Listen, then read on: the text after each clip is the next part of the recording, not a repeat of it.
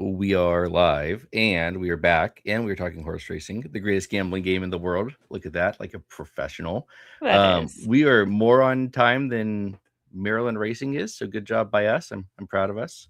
Our Instagram skills not included in our boomerness, so Correct. we'll see how Is that true. goes. All right, ooh, they're on though. So let me pull this bad boy on. I don't know if they're going to do anything, but at the very least, Oh, we'll have I it know up him. there.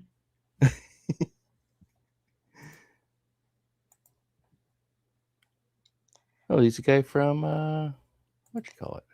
Gulfstream. That's the place. I know that place. Formerly, before that, Saratoga Special. Oh, there you go. Some deep Brian Nadeau lore. Who does the morning lines at Laurel or Maryland now? Is it HRN? I have no idea. Me neither. Not that it matters all that much, but I was just thinking about how quickly they come out afterwards. Oops. You lost me. Yeah, I did. I moved my screen and my screen tossed the camera. So off to a roaring start here. I was like, oh, California earthquaking. I know this. Okay. Nope. We're just going to go like that. Close enough? Yeah. No, yeah, you look good. You look good. Yeah, I don't know who does it. Yeah. I feel like most places don't care. They're like, "Oh, you're a friend, you're doing it. Cool. Oh, you're doing a terrible job. That's cool. You're still my friend. We're still buddies." I mean, the morning line at Woodbine is officially dead. Like complete, that's a wrap. Like yeah. You know, you give a pass here and there, but yeah, it's so bad. Yeah. We'll have the winner here, but unfortunately it won't be paying 24-1, 23-1 would be my guess. And if it does, we probably don't have it. And by we, I mean you, but I'm going to take credit. Yeah. I mean, if I end up landing on a short price in this race, I'm just not going to play it. I don't care. I don't care about taking a short price in this race. Yeah. Take a short price at Hawthorne. I won't take a short price. I mean, I really won't even take a short price at Hawthorne, but it's a short price that's still an overlay. A short price in here seems like an underlay just to be I picked the Preakness winner. Yay. It's a bad bet. Bad bet. Bad bet. We probably won't be showing the Preakness live. I don't know. Are we going to do the Preakness? You want to do a contest show? We'll figure that out afterwards. Yeah, let's figure it out afterwards. What's the one that's going? Express Bet? Yeah. And it's only a $1,500 game, right? Yeah. It normally has a pretty good turnout, but we'll see. Yeah, I mean, yeah, we'll see. It might be worth just doing a recap on because their leaderboard is slow. Yeah. And they're going to have people. They're not going to have people on track? Or they will? Not at Laurel. They may have people at Gulfstream and Santa Anita, but I haven't actually heard one way or the other. So that gets tricky too, because you get those mystery players. Yeah. The players that make bets and then they don't show up and then all of a sudden they're on the leaderboard and then they're not. Actually played. Yeah. And it's it's just too crazy to follow. I can't even playing that. You're I don't know. I think I'm in the lead. Yeah, you can play on track at Santa Anita. Okay. Or online. Okay. Interesting. Yeah. I don't know what he's saying. Probably something very important. I mean, we'll do something for Belmont, but even now I'm going through, we don't have the undercard races. There might be something good. Those might turn out to be incredible. And if so, we're planning on doing something afterwards. But I'm doing the fill-in notes for Black Eyed Susan right now for those stakes races. I don't know. That good, huh? I mean, there's some that I'm I'm not even going to do a note for this horse because this horse looks like they're entered in the race to get the race to fill. I don't even think this horse is going to run. Yikes. They look out, I mean, they might, but yeah. But a bunch of allowance it's a 6-horse field, and then you're what's this horse doing here? Oh, helping getting it to 11. Yeah. Making the race not look like there's only 4 horses in here. Yeah. Okay, got it. And then they're probably going to scratch the day of. So it's like, don't waste my time. Crazy.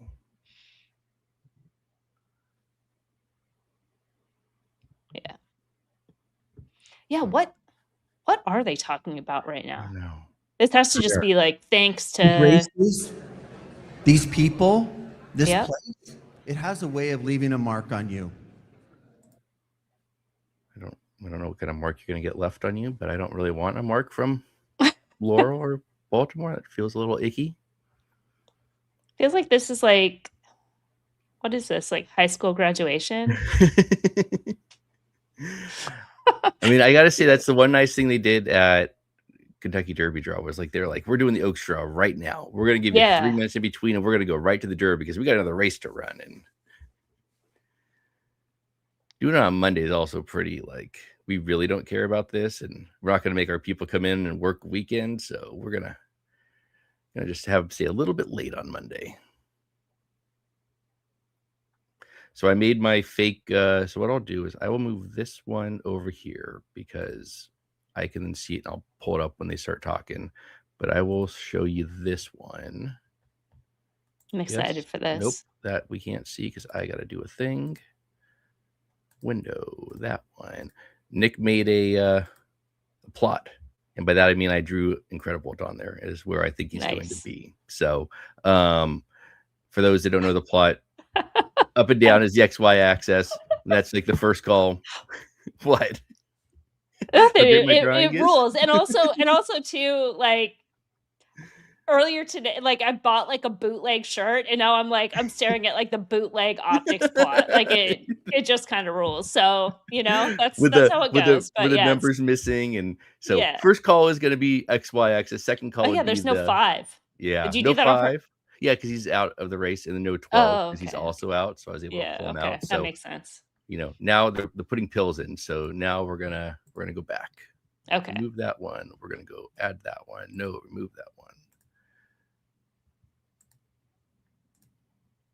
Too many buttons to push, and because they're not on the same thing, I can't just like do it. All right. So big screen and didn't miss anything. Oof. Maybe. Harsh in the comments. I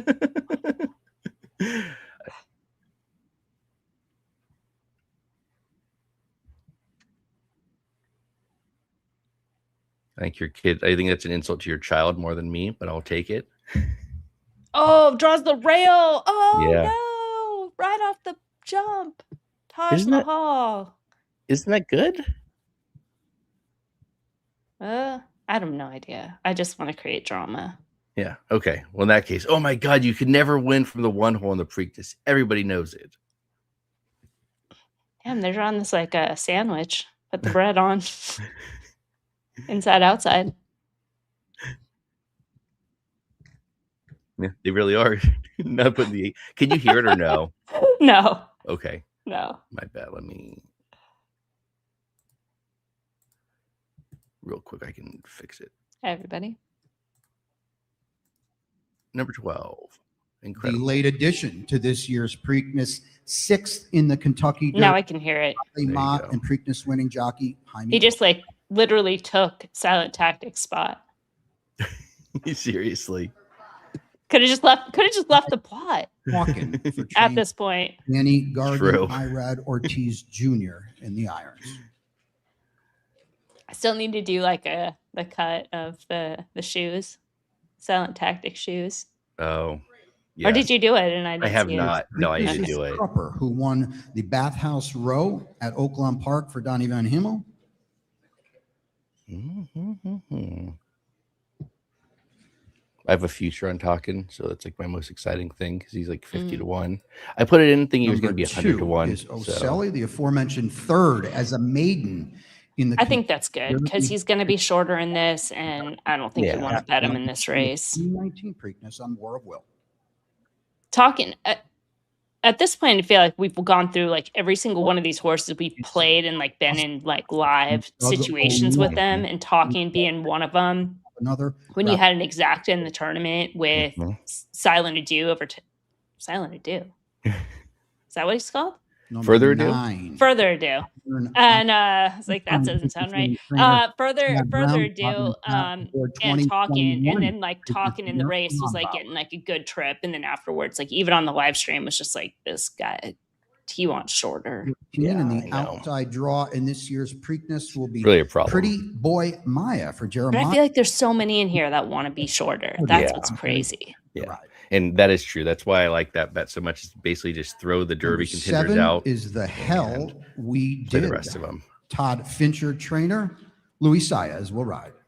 Yeah, I mean, if you did nothing in the Preakness, you just rooted that through. Mm-hmm. Why not? I mean, this year you're 10 is only Napoleon have, Solo, the Grade Boselli, 1 winner of last year's Champagne for Chad Summer. No, I mean just the I'm gonna ride. Who else did you have? Who else do you have covered? Nobody. Just talking. Yeah. I mean. Number 11, Corona de Oro, trainer Dallas Stewart, John Velasquez, the 2023. You'll get above. Or national. Talking is probably. I mean, he could be fourth choice, maybe. Number 6 is Chip Poncho, maybe, right? Because of course, who else? I don't know. Who else are they going to land on? Maybe fifth. And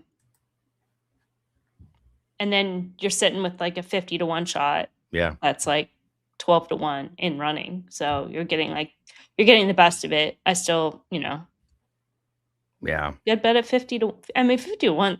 Probably fair odds. Yeah, that's probably okay. Yeah, I mean, and it was Derby day, so it was good use of money at the time, so I didn't lose in the Derby. So, so that's it. That's the draw. Cool. That was fast and fun. Corona de Oro, my favorite horse from Los Alamitos. It's still going strong, pretending to be a thoroughbred. It's a perfect Los Al name. Corona de Oro is absolutely a Los Al name. Yeah. So, we'll memorize these for a second, and I'll pull up the plot and we'll kind of go through it real quick. But Taj Mahal, I think, is going to be one of the shorter prices. We know that Incredible will be a short price, and I kind of assume Iron Honor and Napoleon Solo will be fairly short as well, coming out of Naira, and they took some money there. But with that said, we'll kind of look. So we'll get rid of that. We will pull this one up. I don't think that one did. Nope. So I remove that. We'll add this one back. My beautiful drawing, which I named Fake Plot, so you know it's good. Fake Plot. So like Napoleon Solo, is it from the middle of the pack? Go to the lead. Kind of feels like he has to. Same thing with Taj Mahal, who's this big 13 in the square here. Kind of feels like you're gonna have a lot of speed. Right. So it just sets up for a closer. So a horse like Incredible kind of fits well. I mean, I don't know. It's a weird one, especially with the draw, because Robusta has the 4, who's the 10 on there. Okay. And the 13 Taj Mahal has the 1. Right. And then you have 8 Napoleon Solo, who is the 10. Let's see. 2 is Ocelli. He's probably not going to be on the lead. No, that can't be right. The 2 on the plot is Chip Poncho. Okay, no, that makes sense. He's going to be on the lead. And then Iron Honor as well, who has the 9. So you have this is so crazy. I have it like pulled up on I paused it from like when we were doing the thing. So now I'm like looking at it, but it's like that like mind fuck of being like, it's not 10, but it's 10. Exactly. So Napoleon Solo is the 8 on my is the 8 on the plot and the 10 in the race. Yeah. So he's gonna have to go. And the same thing, who is the 10 on the plot, Robusta. Yep. Oh, not really. I mean, not Robusta. Sorry. The 2, Chip Poncho, who has. Where's he drawn? 6? 5. 6. 6. This is too crazy. 6. Trying to do Chip it like Poncho this. Chip Poncho's the 6. Okay.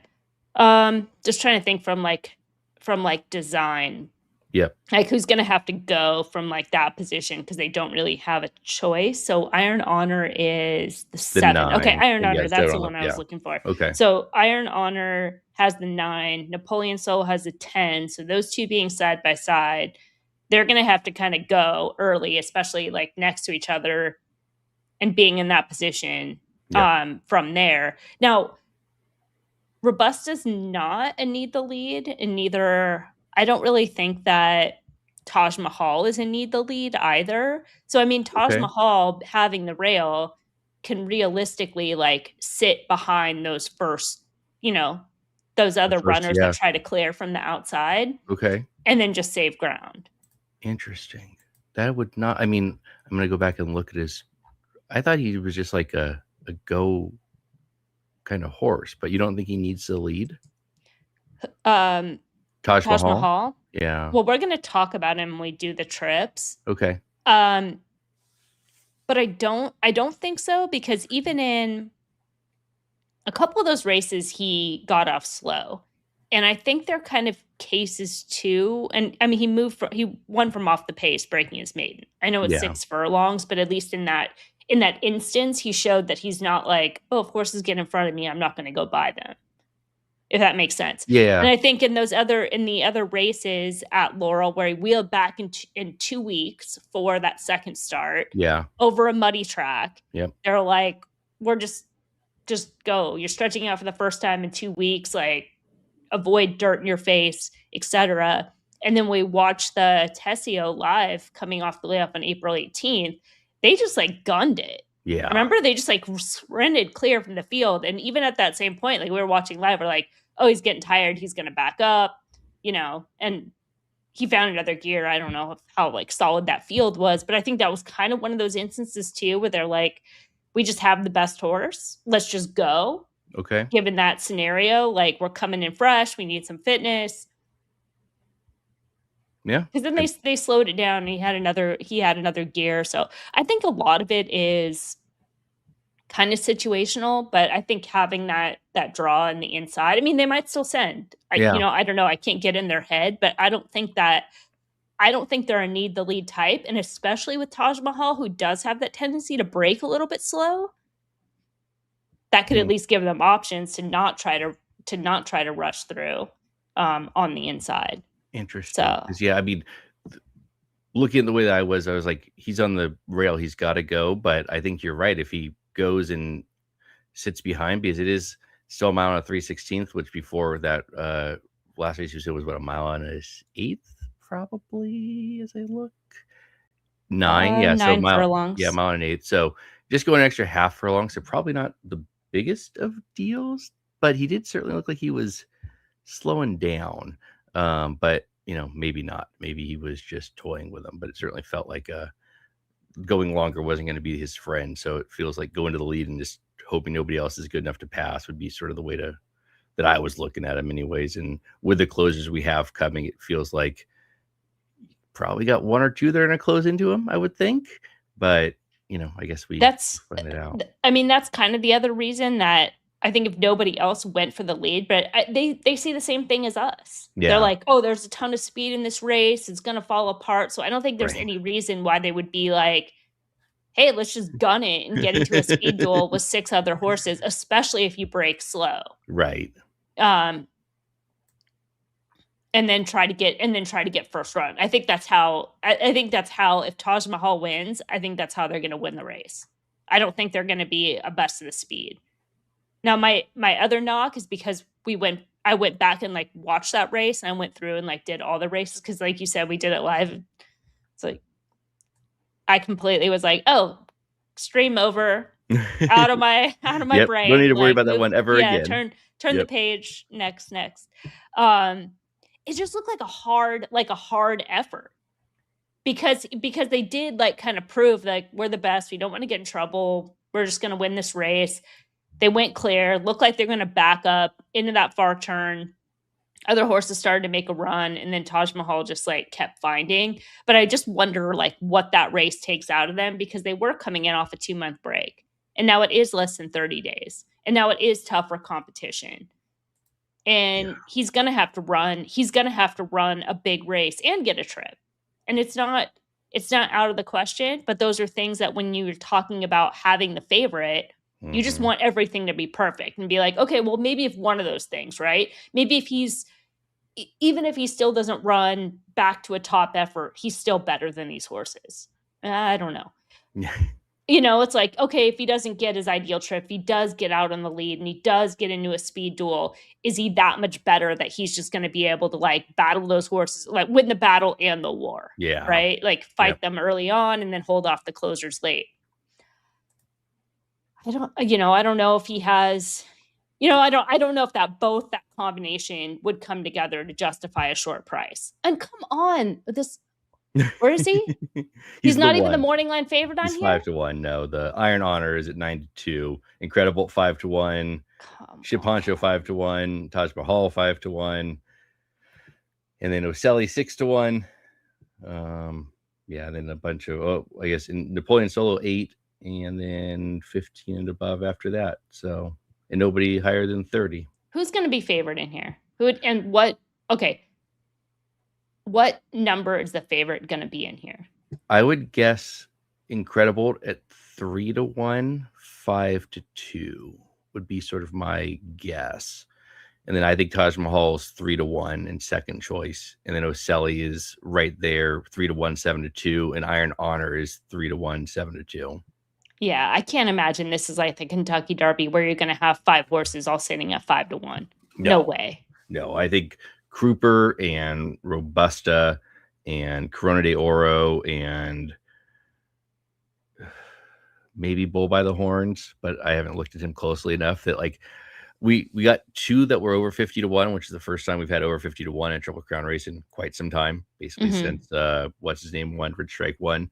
So I don't think that we're going to get over 50-1, but I think we're going to be right around that 50-1 mark with a couple of these ones, because I think those ones went over 70. We're at 71 because they were AEs that came in like last minute type of thing. So I think they just didn't get as much money as you would have expected in this race. I think you will get, you won't get 9-5, 2-1 or anything like that. But I do think you're going to get a better price than you deserve because you're going to have enough, public money in there. Yeah. And I mean, I'd say Bull by the Horns could be that 50-1, except for the fact of the connections. Yeah. Which is just probably going to take money on that alone. But I mean, legitimately, that horse should be 60-1. Yeah, but if he's 45-1, yeah, right. Which I think may be possible. I mean, I think that's the only reason Iron Honor takes money, like that much money. I think he's fine. I just don't think he wants to go this long. But you get a Pratt Brown horse who's at least run fast, who's at least run fast races and has a graded stakes win. Yeah, I can't imagine he's the favorite, but he's a morning line favorite. That just feels wrong to me. But I haven't looked that closely at the race, and I definitely haven't studied it to the point of being like, oh, I know who the favorite's going to be. But if given the choice, like if I had to make one, it'd be Taj Mahal or Incredible, and Incredible because he ran the Derby. Like that's it. Yeah, not because I think he ran in the Derby. He had a subtle trip in the Derby. He had that part of that slight contact late with Renegade, right? He was like with Renegade in the stretch, making contact. And the connections, running here, coming out of the Derby, looking like the race shape, should set up for a horse from off the pace, just kind of like check some of those boxes there. Yeah. And then I mean in terms of Taj Mahal, like he's only gotten faster every race, but it is a class test. Yeah, for considerable. Sure. I think Great White takes more money than 15-1 too, because I've heard enough people talk about how NBC was talking about him so much because he's huge and he flipped. And so a lot of people who were watching that saw him, not get to run. So I think he takes maybe not a ton of money, but I bet he's shorter than 15-1. If I end up playing this race, he'll take some of my money. Okay. Interesting. Yeah. Well, we talked about it. We talked about it a little bit, and actually, he was in when I did like a screw it, like 4-horse box for a try using Do the Dance 6, 7, 19, and Great White before he flipped. So he was in there. And that reason was, remember, we just looked at his every other pattern. Mm-hmm. Like he ran a big race on debut. He took a step back. He ran a big race in the Battaglia. He took a step back in the Bluegrass. He's supposed to sit on a big race. So. And this field, I would say, is equivalent to the Bluegrass. I mean, Further Ado notwithstanding, obviously. Like, yeah, I like Further Ado. You probably didn't, you obviously didn't as much as I did, but like, not in the Derby. Like, I just didn't. I didn't like how he was coming into the Derby. I didn't like how it's set up for him in the Derby. But the Bluegrass he was a standout, right? And that's sort of where it was like yeah. He faced a standout in that race, and now he's coming back and facing a lot of horses that are meh. So it feels like this would be the time, and he's drawn well too, because he's another horse that's like, he's not a front runner. And we talked about that in the Bluegrass. It's like he has some natural early speed, but it was just kind of one of those situational things where they were on the inside and they decided to go. Like, I don't think they're going to do that from the 13. Not with not with other speed. Where is he on the plot? Is he even plotted? Yeah. Oh, he's in quadrant. He's one of those tricky ones, like surface distance. He's in quadrant 1, and then in standard, he's bullseye circle. So. Yep. And I'll pull it up real quick, and we'll go back to that, just because I can maybe go back and forth a little bit here. Not really, as it turns out. Yeah. So he's the 6 in the plot. So, and the surface distance, I don't love him, but I think the is he a square or is he a circle? He's the big circle. The 6. I see him there, but on standard he's not. Standard, I think I can't tell. I'll pull up. I thought it was a circle, and then when you pulled that up, I'm like, is he a square? He's a circle on both. Okay. But he's a tiny little baby circle here in the bullseye. But I think that's more of the trip that they would get. Is right there. Like, not deep closer, sitting off that first flight. He's drawn on the outside with that big ass body and just looks to get first run. Yep. That's what I thought at first. I didn't see, I was like, I was looking at combinations and stuff. So like, I didn't see him flip, and all of a sudden I saw he was scratched, and I was like, did he not fit in the gate? It's like, what happened? And then I saw it like soon after, because somebody was that would actually be right. Like, they tried that first, right? They made sure everybody could fit. Wouldn't that be the most horse racing thing ever? Is like, no, we never tried it beforehand. We just assumed he'd be good, and then we put him in there, and he couldn't fit, so we had to scratch him. Yeah. I almost tweeted that out, and I was like, I don't think anyone's going to understand, and I don't think this is correct. Yeah. I mean, he does definitely run, like you said, he from the Bluegrass, he definitely was on the lead, but probably not because he had to, but because he kind of found himself there. But the other races, they hard sent for that lead. And so now where it's like, maybe he comes back and does what you would expect him to do, which is kind of sitting off what we, based on the plot, like this group here is going, like the top half of this plot is going to send, and then he just kind of sits behind, and if he's good enough to get the distance, he'll be right there. And I could see that. I'm not going to say no anymore. I'm not going to call you crazy like I did when we talked about the Derby, and you were exactly right. But this one seems more logical than that one, but that one in the end was like exactly logical. So yeah, I mean, this one just has, there's too many, it's kind of like the Derby in the sense that all the horses that are that logical group, they have questions on something when it comes together as putting the race all together. Right? Like that was it. Like that was kind of it with like Further Ado. You're like, okay, if you look at him on paper as an individual, he's fast enough. He's got class. He's, no knocks. Mm-hmm. But then you're like, well, how does he win? What's his trip? What's he going to get in this field? Watching him train. He's high energy. He doesn't settle. He's wasting a lot of energy in the morning. He's going to need every ounce of that energy on race day. And he's saved none of it. So it's just like all those things come together. It's like, I don't want this guy at a short price. Yeah. Yep. Yeah, that's kind of, that's kind of here as well. I mean, I guess I gotta open the Derby and like see what incredible looks like. He looked like a square, kind of the like on the axis here, more than where I put him. I put him just closer up because I figured he'd be a little bit closer to what I don't think would be as fast of a pace as it was in the Derby. Yeah. So the other one, before I'll fill in with somebody else that I think we should talk about after we do the finish on Incredible. But the Hell We Did just feels like he's going to get kind of completely lost in all of this because he's coming in off of the what was it, the second place in the Bluegrass? No, in the Lexington. Or Lexington, sorry. Right. In that, like running at Sunland and Zia Park and Remington Park, it's like nobody really wants him. He doesn't really make any sense here in that regard. 15-1 on the morning line. So it just kind of feels like maybe you're going to get a little bit of a price on him. And just the way the plot is set up here, like sitting behind that speed where he has maybe enough speed. I fear the distance for him because that could be a problem. But if you're going to get 20-25-1, it kind of feels like I take him over Oselli every day of the week, even at the same price. And Oselli is going to be much, much shorter. So I probably won't bet him, but if I do, it'll like, that's kind of the one that I'm like, I could make a case for that one. Yeah. He's got some ability. He really does. He can run a little bit, but I think even the connections they take their shots, right? Yeah. Like, okay, we know we can win a stakes race at Sunland, like easily. Yep. That's only $30,000, like $2 million race. Let's take a shot. Yeah. If it doesn't work out, nothing hurt. Yeah.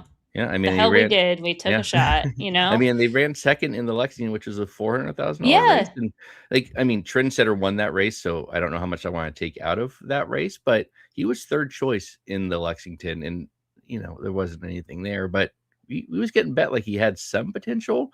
I just think that finishing second, he's going to get kind of lost in the betting cycle of it all, and nobody's going to even think about him. So with a floating up of what I assume will happen, it feels kind of good to have one like that. I don't like that Corona de Oro, who's a 3 on the plot here, kind of looks exactly the same as him.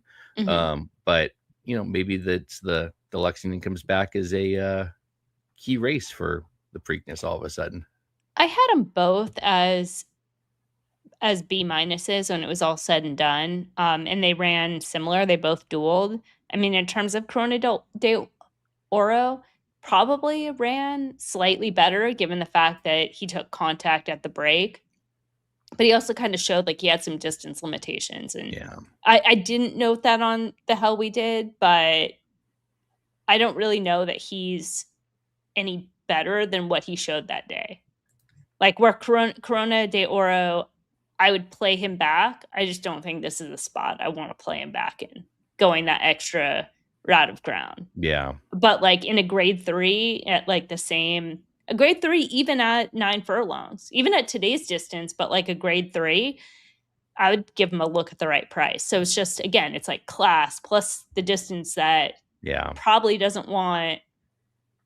What price is he going to be? And I mean, I don't disagree. I think, the Hell We Did is going to be a big price. And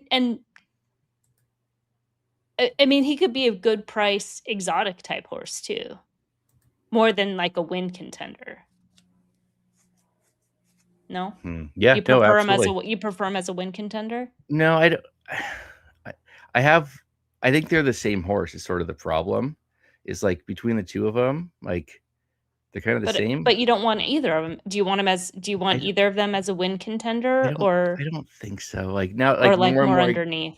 I think it's more underneath when I go and look at it because I was thinking like seeing the squares. I'm like, oh, maybe they're gonna be like closing, but I don't know that either of them really have that race in them as much as they just fit here because they aren't as fast as the rest of them. If they aren't as fast as the rest of them, maybe they just aren't as good. Like I guess there is a semi closing race that the Hell We Did his run at like that allowance race at Sunland, like, but that just again feels like he was sprinting, and off of a layoff and all of the things about that. Just like, all right, maybe they just clunk up and hold on more than actually win. When I look at this in a real way, and he was quad, even though he won from off the pace and like dominantly. it's still, he was still quadrant 1 that day. Yeah. So it's a subtle change as well, just in terms of like, what is his trip going to be? Yeah. And if it's what the plot is looking like here, he's just like, he'll be stuck behind a whole bunch of horses and doesn't want the distance anyways. So then going to get stuck in traffic. And do we really want him in any way, shape, or form? And I think maybe because maybe he's one that can get the distance, but I think there's also some legitimate distance questions for both of them. I think probably don't want either of them, but the plot looks fun, but don't dig too deep. And the Hell We Did is drawn in post 7, so even tougher for him. It could be, yeah. I mean, Trip is going to really could be just that kind of like behind and between horses type thing, which I don't think they did at Sunland. But something new on that front as well. So Matt McJunkin is asking if you were on the Graded Stakes committee. I know that's your favorite thing is what that is my expertise. Yes. Oh, this is a grade 1, right? Yeah. Okay. The last couple of years have felt a little less grade 1-y, but I mean, I think I know what you're asking. You're asking like classify what this race, given the horses that are in it, as. Okay, what I'll say is this: if I'm looking at what Optics gives today's Optics figure range, so like what it's going to typically take to win this race, given the horses in it, so that's like we kind of do that metric like a track variant. Like there's a certain par, and then we adjust based on like who's in the group. Like if the top 3 for the Derby came back, it'd be a lot higher. Okay, so today is showing 97 and 91. So if I look at that par and say, okay, where has that been? See Arkansas Derby. It's exactly the same as this year's Arkansas Derby. Okay, well, is it? I was looking at some other ones. Okay. I mean, I was just Silent Tactic ran in that one, and he was a 91, 97. And he ran a 93. I guess he finished second. Yeah. But it's also the same as like the Tessio. Yeah.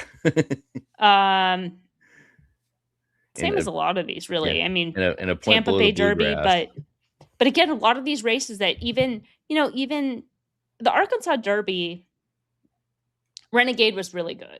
Yep. And he proved that, right? I think his Derby showed he's legitimate. But everything else has been kind of mid. Yep. Out of that. So as a whole, in terms of strength, not so much. Yep. Let's see. Yeah, a lot of the like grade 2, like the Wood Memorial was 96 to 90, so kind of right there. I was gonna say that's sort of what this race feels like to me. Is like it's the Wood Memorial, which is like the prep you don't want the horses coming out of in the Derby, but like they're all good. And this one kind of feels that same way of like they aren't quite Derby horses, but they're all pretty good. And like you got to fill the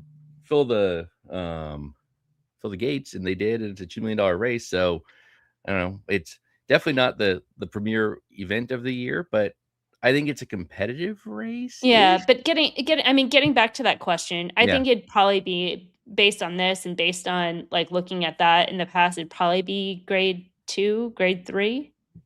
Yeah. In there. And it'll always be a grade 1 because it's the second leg of the Triple Crown, so they won't knock it down any. But I think and I mean they should keep it up because it's there. Horses should run in it, and like winning the Preakness is a thing, for whatever going forward. Yeah. What was the other? Okay, so we talked about. I think we need to talk about Talkin' and Pretty Boy Mia and Ocelli. We have to talk about a lot of these, don't we? Yeah, we don't have to talk about a lot of them. We can if you have anything about them that you're super interested in. I was gonna say that Pretty Boy Mia seemed like, again, with the plot, looks like he fits pretty well. And then when I look at him, I say, I don't know, he did okay in an allowance race that was fine at Aqueduct, but it was a 1-turn mile. I'm not sure that this is where you're really going to say like, man, I really want this horse here, but kind of the draw hurt him. Yeah. You have to think. I mean, he's drawn outside. There's other speed on the inside to him. He's not a good gate horse. Yeah. Am I looking at the? Oh, sorry, I'm looking at the wrong. He's 14. No, he is 14, but just in terms of being not a good gate horse, I want to make sure that he only broke slow once. So sorry, I shouldn't say that. But at least he has possibly.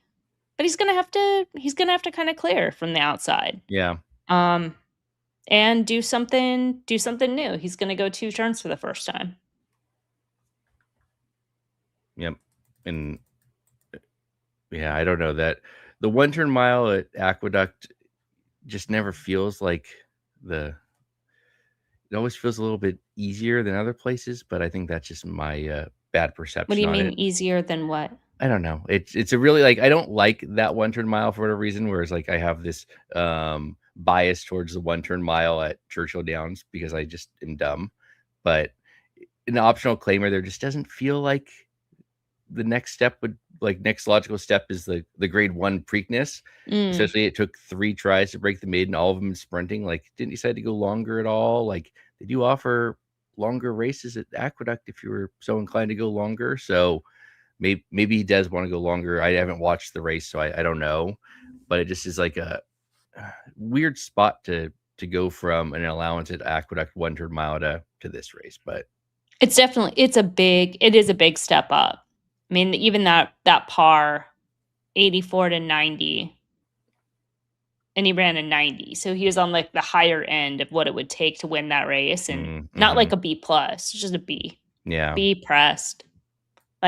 It's not the type of horse, it's, to your point, is signaling this horse really wants to take a big step up in class. And his debut was good, but that was a restricted maiden race. Mm-hmm. So. Yeah. So, I mean, he just seemed like one, again, based on the plot, it's ooh, look at him on the plot. He's the 11 here, where it's just he's that big square right in the middle of the bullseye. And then he's kind of in that same spot as the Hell We Did and Corona de Oro, where it's ooh, that's where you want him to be. And then I go and look at him okay, maybe I don't like him quite as much as it seems like the plot is telling me I kind of do. I don't, I mean, the plot in this case, it's it must be plotting that mile race. It seems this isn't that.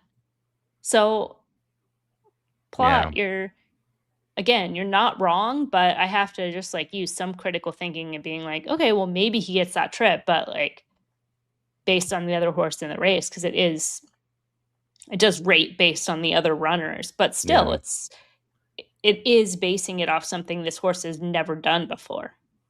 Yeah.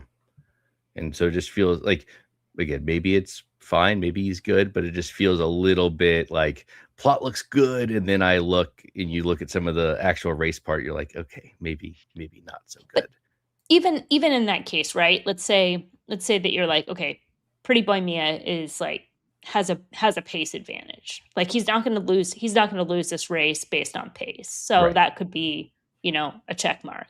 But in terms of class, he's below. Yeah. In terms of speed figures, he is quick enough, so it's not a knock, but it's that average rating. You're fine, but you don't have any edge in that category either. Yeah. And in terms of current form, I mean, it's kind of the same thing. There's no big knocks, but yeah. He's also kind of doing something new in that situation as well. He's never run third off. His kind of big races have been first off. Maybe you could project this would be a time that you cycle to a top, but his speed figure wise, debut race was fresh. Yep. His maiden win, dominant, March 29th, was off a 46-day break. Yep. So I don't know. Yeah. I don't know if that's a top effort time for him. New peak is really the case. Yeah. I think the one we should probably talk about after looking through the grid a little bit closer was Iron Honor, who's the morning line favorite. So at the very least, we should mention the favorite. Okay. Just seems I mean, the first 2 races of his career, the Maiden and the Gotham, which were Maiden was a sprint. The Gotham was a 1 turn mile at Aqueduct. So, my bias comes back out, but he was fine there. He beat what's his name, that crowned the Buckeye, who I'm pretty sure ran in the Pat Day Mile or one of those like sprinter type races. And then just was bad in the Wood Memorial, but he was up close to that pace, and that pace completely fell apart. So maybe he's a flow. He's a flow upgrade for sure. Yeah.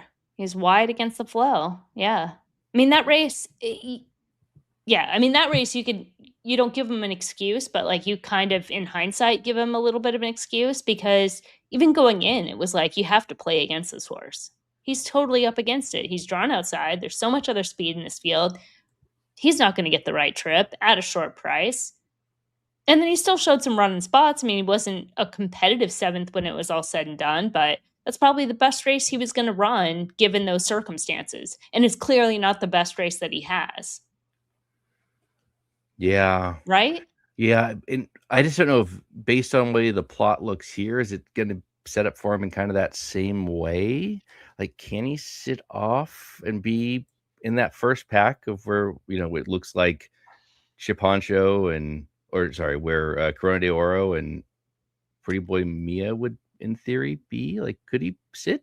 The plot's doing another weird thing here, like where Pretty Boy Mia's had kind of those favorable trips. It's like, the plot's like, I love that. You look really great. And then Iron Honor having the Wood Memorial within a 3-race sample, and that race being that longer one, it's impacting so much of that data. Gotcha. So that's playing a role in, at least in the circle. Yeah. To where he's still going to have to get a trip. Like, don't get me wrong. Right. But he might have more finishing ability than what the plot is showing.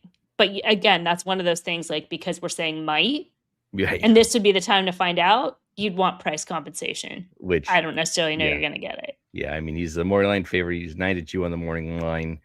I kind of feel like that's 4-1, 9-2 is where he probably ends up because of the connections, because he's getting Pratt for the first time, Chad Brown, all of those type of things. And I don't know that people are going to see that 7th place finish in the Wood and be like, yep, that's the horse I want. But also they see Pratt and they see Brown. So they're going to say, yeah, but they're sending him here for a reason.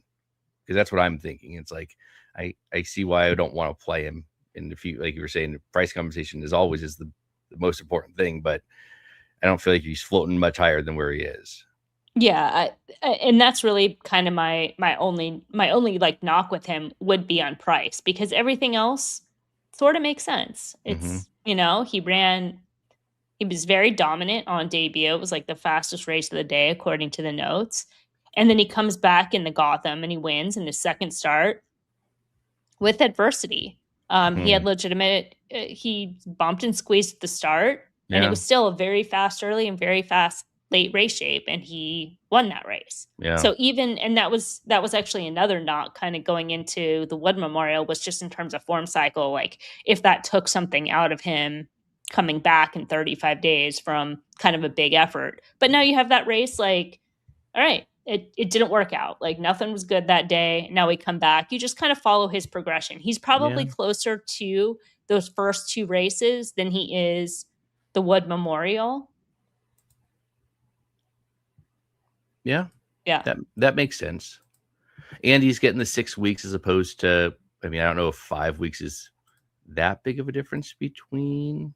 Well, given, again, it's all situational, right? 5 weeks coming off a top effort versus 6 weeks coming off where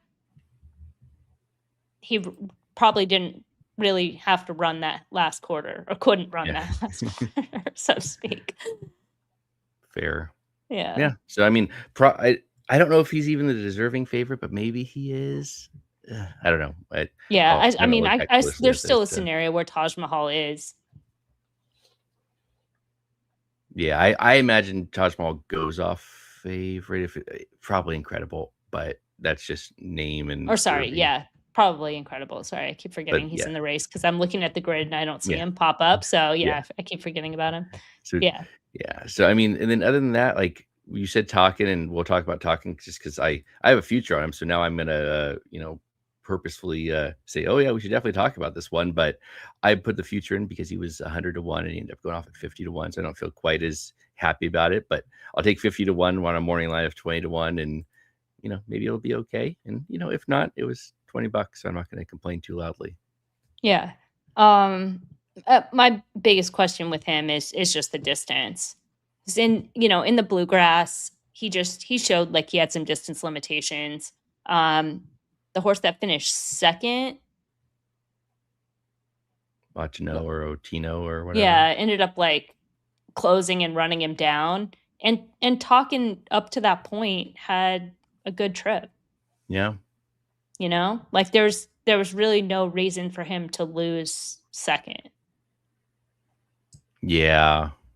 I know it's hard to see with that running line, but no, I remember though, it was like everybody was getting beat by a lot. Why couldn't you just keep going? And like, why couldn't you just hold second? Yeah. Like, yeah, it just looked like he had some distance limitations. He does have a couple of races, I think the Champagne and a little bit, no, just that one, and maybe the debut where he showed at least a little bit of closing ability. So maybe he's able to sit off and make a run, but those are both one-turn races. So I think I'm maybe asking a bit much and hoping a little bit too much, but they ran him in the Remsen and he was not very good. And then it's a flow upgrade from that race. Yeah.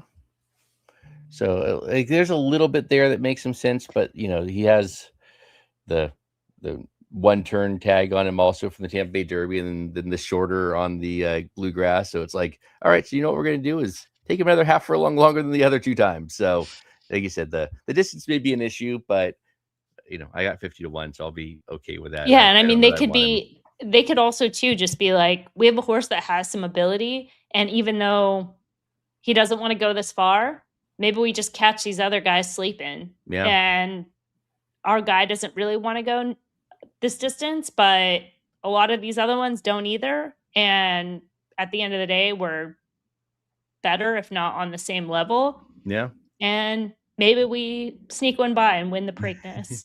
And worst case scenario, we finish second, we finish third. Yep. Doesn't work at all. Like, whatever. Coming in with a fresh horse. Yeah. Yep. And that all sort of makes sense. And like got IRAD. So, I guess if you're gonna get a long shot, like I'll take IRAD on a long shot. It's kind of a, maybe hoping for a trip. So yeah. Anybody else in this list that we want to talk about? Wasn't there one more? Napoleon Solo? Or Napoleon Solo? We could talk about Napoleon Solo. Or who else? Who else do we want to talk about? We were talking about what's his name? Incredible, but I think we covered him enough that we were good. Oh wait, no, we didn't. We didn't really, because I opened the window and then I closed it. I was like, oh, I'm done with that. I'm done with that. But okay, let's talk about Incredible. Yes. Once ran the Derby and pull it back up and do all the things. Reopen the window. Luckily, Great White was a scratch, so easy for me to easy to grab it right off the grid. Just follow that scratch run line. Incredible probably is going to be favored. Now I look at his running lines. Improved number-wise with distance, is improving kind of in this current form cycle, has the trip in the Derby, not a one-off. He's definitely, he has a shorter keyword as well, but I would rather see him at this distance in this group versus 10 furlongs against that group. Yeah. Kind of like what I was saying about talking, like, yeah, this distance against legitimate grade 1, probably not his best, but against slightly inferior competition, he could do it. Yeah. I liked him a little bit in the Derby because I thought you were going to get a good enough price, which I don't even know what he went off at, because almost 24 to 1, 23.7. Yeah, probably not a good enough price even then. He had the wins and the street sense, and like kind of had that Churchill form where like, okay, well maybe he could be sneaky. The Virginia Derby is a 1-turn 1 1/8, which is just peculiar and weird, and you just don't see it often. So I do have a little bit of 2-turn questions, but I guess the street sense is kind of said it's not an issue, maybe. I don't know. It just it just goes back to that level of competition. Like, it's probably not his ideal, but against this group, if he's faster and classier and in form. Yeah. But that just is one of those things, like, as a favorite, I would not feel comfortable betting him. I wouldn't bet him at too short of a number. Like, because of that, just pass. I don't care. You know, or have him, or feel confident enough to be like, wow, I have some really live prices. I hope I get a live to incredible to like seal the deal. Yeah. Oh my God, that sounds like a sweat I never want to experience. Yeah, I mean, I think he's fine, but I, like you were saying about like the class of this field, it's like they're all fine. There's nobody here that I'm like, oh man, that's going to be the next big horse. There's no one here that I'm feeling all that, confident with anything beyond this race. I mean, I guess if Taj Mahal like blows the doors off here, like maybe he is legit. He's just been beaten up on some like mediocre competition. But even then, I'm like, but he's still beating up on mediocre competition. So I don't know that I want him beyond this race. Like, maybe this is the best he'll ever be, which, good for them. That's a cool place to win. Yeah, and I am still a little bit concerned in terms of that form cycle. Yeah. Like, that he did have to. He was best. I think they got it done, but I don't necessarily know they needed to or wanted to empty the tank as much as they ended up doing for that race. Yeah. And now come back on a 4-week turnaround on top of it all. It's like, all right, maybe. But I mean, I guess you don't have to do anything, but it certainly feels like they kind of planned that because they had the 8-week layoff to the Tessio, and then they were coming back on 4 weeks. But like you're saying, like emptying the tank and the Tessio, probably not what they were after. Probably not what they wanted to do. Yeah, they probably went to the lead and was like, this is going to be the easiest path. We don't have any stress. We'll just get out there and cruise. And then all of a sudden they went pretty quick. And then it was like, oh, we did a lot of running, and then we slowed it down, and then we had to speed up again. It's a lot. It's a lot coming off. It's probably a lot more than what they wanted. And speed figure wise, Laurel speed figures, I kind of always like take them with a little bit of a grain of salt, but each one of his Laurel speed figures has been faster and faster. So it's like he ran a new top that day as well. So that, yeah. I mean, he feels like that'd be okay. Like, I feel okay tossing him and kind of letting it in there. And it's like, and if he beats me, like, well, cool. I mean, that's a cool horse then to kind of do that. But otherwise, I don't think he's one that I'm all that thrilled with, especially at what's going to be, I would assume, second or third choice. I mean, I guess it kind of depends on Iron Honor, and I really think it's going to depend on how much money Oselli takes, because Oselli running third in the Derby certainly feels like he feels like Oselli's going to take more money than he should because he ran third in the Derby. Like, he's still eligible for a maiden race. Like, he's eligible for a maiden auction race, and he's going to run the Triple Crown, and he's going to probably run the Jim Dandy. He'll probably run the Saratoga, like in the Travers, and then he'll come back at Oaklawn next year and win a maiden race. But I mean, we talked about it and pretty much dissected it in the Trip Notes video for the Kentucky Derby. Yeah, the factors that he had. I mean, he ran a huge race. He ran a huge race that day, but he had those things. He had pace to run at. He made that first move, that massive move. Tyler Gaffalione just riding that horse like a man possessed. And then you have the hot barn. Yep. And it's like, now I don't know if we have all those things plus that same horse on that day. Yep. Especially coming back on 2 weeks and never been that good in the first place. Like, yeah, he ran a new, that's another one. It's like he ran a new top in the Derby, but it's not like a number that gives him any speed figure advantage. Yeah. Right? The Derby was slow by like pretty much all metric. Yep. Optics has it as a 97. It's a new top for him, but there's other horses in here that have run 98. Napoleon Solo ran a 98 in the Champagne. Iron Honor ran 99 on debut and 95 in the Gotham. Great White ran not quite, but like 92. It's like, he doesn't have a speed figure advantage. No, and especially if you throw that 97 out, which you don't have to throw the 97 out because it exists. But below that, the highest he got was a 92. So he's Right. like well below And- everybody else when you get to, not And counting when the he Derby. ran, and then when he ran that 92, what did he do afterwards? Did he get faster? Or did he take a little step back? Just a little baby step. Yeah. Little baby step backwards, And that was the first time he went 2 turns. Well, no, it wasn't the first time, but like he's running 2 turns almost his entire career, and he hasn't broken his maiden. And he had it, like you said, like he was possessed on. Tyler was possessed on the Derby, where he's just like, we're gonna win the Derby, and they didn't. And it's like, well, he hasn't won any other race either. So I guess pretty cool to run third in the Derby, but not one that I really want to come back with.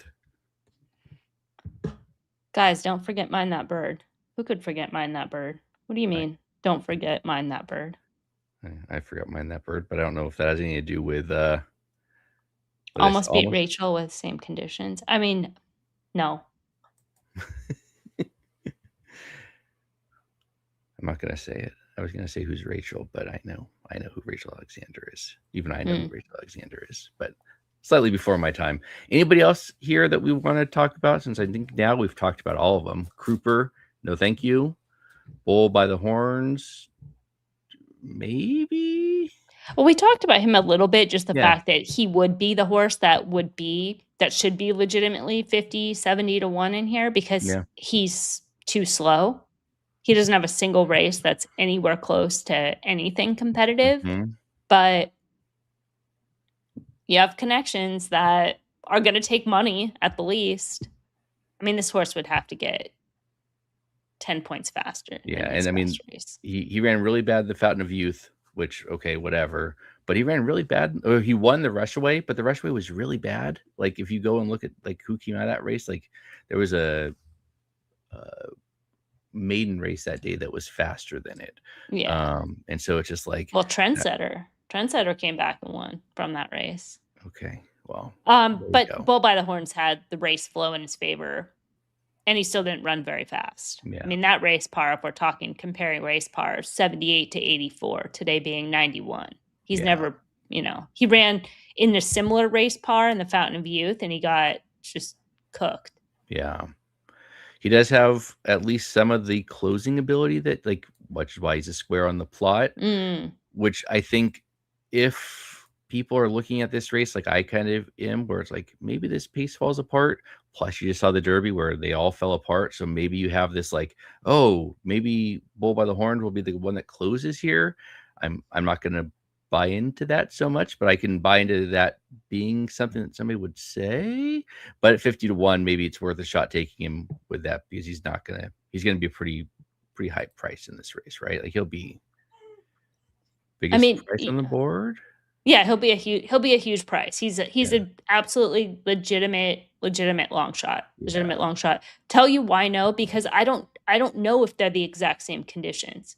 I'm not going to do like a trust me, bro, they're the exact same conditions. I don't have the data from that day to be like, oh yeah, you're right. It's just I don't have it, and I'm never going to have it, so I can't compare these two. Did Rachel Alexander run in the Preakness? It's just not. It's not even like I can't say the same conditions. I have no way of validating that. And it was a long time ago. And I mean, finishing positions doesn't mean like the exact same conditions. And didn't Mind the Bird win the Derby, whereas Weselli ran third and still hasn't won a race yet. So yeah, not the same. So anybody else on this plot that we want to look at and think is interesting? I think we've literally talked about them all at this point. I think we have too. I mean, we kind of glazed over Chip Honcho a little bit. He's probably one that I don't like this horse at all. I'm just kind of like, I don't know. I feel like he's had some like flattered trips, but with that said, this is like the type of race where a horse like this could be overlooked and then kind of outrun his odds a little bit, because people are like, oh, he's just going to be one of those like pace casualty horses, but he should be the best of the speed in this race. Right. I mean, Iron Honor, I don't know what they do with Iron Honor, but yeah. Like looking at his Lecomte and Risen in the Louisiana Derby. I mean, Louisiana Derby, obviously he ran 5th and, kind of got cooked, but those earlier races where he ran in a very fast race shape and won one and held on for 4th in the other, like I don't know, maybe there's something there, but Yeah. I think his good race was the Risen Star where he ran second. It's like just nobody came and got him. Like Yeah, no, one I person don't came I and don't got think him. he pulls off I don't think he pulls off the win, but he Yeah. could be a horse that sticks around for Right. underneath and just Yeah. kind of gets Holds a on little to bit third. overlooked. Yeah. What was his morning line? Do you have that graphic like I quick? do. He's the 6 horse and he's 5-1. Oh, that's no value. Yeah, no, Yeah. So forget it. he won't No. be he You won't should, be 15, like 15 or right. 20 or something. No. I 5 to kind of 1. feel like he's gonna float up from there, would be my guess. I can't imagine he's 5-1. But it is Asmussen and Jose Ortiz, so maybe that takes some money, I guess. I don't know. That just feels like a bit way too short for me for a horse that hasn't been very good. Yeah, Right? I bet you're right. It's like he'll get the Jose Ortiz money. Because He just won the what's Derby. NBC going to talk about? Yeah, right. Jose Ortiz, he did the Yep. Derby, he did the thing, he's Yep. on this guy. And I bet somebody that knows what they're looking at and knows how to analyze this, I bet the Talkin' Chip Honcho Exacta, like the Exacta box with the Irad or the Ortiz brothers on it, I bet is way bet more than you would expect it to be with the horses that they actually are. Because like Irad and Jose are going to get talked about a lot on NBC, and they're the 5-6 right next to each other. And if nothing else, I've learned from Inside the Pylons is horses that are right next to each other take money in weird ways that they shouldn't. So wow, that's a very ITP thing, right? Interesting. And so okay, we'll have to find somebody who knows how to like look at these things and what the exacta probables should be, versus what they actually are. Because I bet they like the box is extra boxy on those two. So the box is boxing. All right, extra boxy. All right, extra boxing. All right. When we start talking about extra boxy and Chip Honcho, we've really gone off the rails. We've done it. Yeah, we've done it. I mean, I feel like we could have called it a wrap right after the drop, but here we are. I think it's good. We talked about all of them. Yeah. Sometimes a lot of these races, it's like it takes a lot of time to be like, I feel pretty comfortable passing this race. I've looked at it 5 different ways. Like, if there's that scenario, I'll play. If not, I don't think I'm going to miss anything. Yeah. The one thing we should probably mention, just because now we've gone on long enough, the track is going to be interesting because they're using the first finish line or something. I don't really understand what they were talking about, but Ed has the mile and a 3/16 or 5/16, whatever it is. What's the distance? 9.5 furlongs, where they've ran it like once, and it's just kind of a weirder setup at Laurel. I don't think the track means anything. I may play this race because it's at Laurel, not at Pimlico, because I boycotted Pimlico because I've lost so much money there. But I don't know, anything there you care make any difference whatsoever? Yeah, I mean, I think again, you have like that one race sample. I think it's probably worth looking at, but more kind of like big picture. But again, I think more doing kind of like the design on each horse, right? So like we talked about with who is it? Like Pretty Boy Mia, like from the outside, like right. With that type of run, with those other horses, like how is that going to work out? How is that going to play out? I don't know. Things like that. I think that's right. Yeah. So, I mean, I think it's a fun race in terms of like, it seems competitive. I think the favorites may just be too good. And so it just may not actually be as competitive as it seems like it should be. Like on paper, you're like, yeah, Napoleon Solo is just as good as all the rest of these. And he's 8-1. It's like, okay. I mean, but yeah, I mean, that's kind of the thing, right? It's like these favorites, they probably get it done, but they're not going to be a number. They might not be a number that's playable. Yeah. And then at that point, if you do like a Napoleon Solo, you're going to have to decide like what that price is. Like, yeah, he's not the favorite, but like, is 7-1 still playable or do you need 12? And if you don't get 12, like, yeah, like Tony said earlier, like you just got to know when you walk away. Like if you're not getting it, you can find another horse that you think is going to be the right number somewhere else. Yeah. Just because it's the Preakness doesn't mean like you have to justify, you have to sacrifice some of your principles because it's the Preakness. It's just a horse race. Yeah. There's the number has no idea that it's the Preakness. Yeah. There's a 110-yard race at Los Al that, that's right. pay $70. And what more do you need? I need to hit that one is what I need. So anyways, that's more than enough. When we get into the low salad conversation, we get real deep in the weeds. So, all right.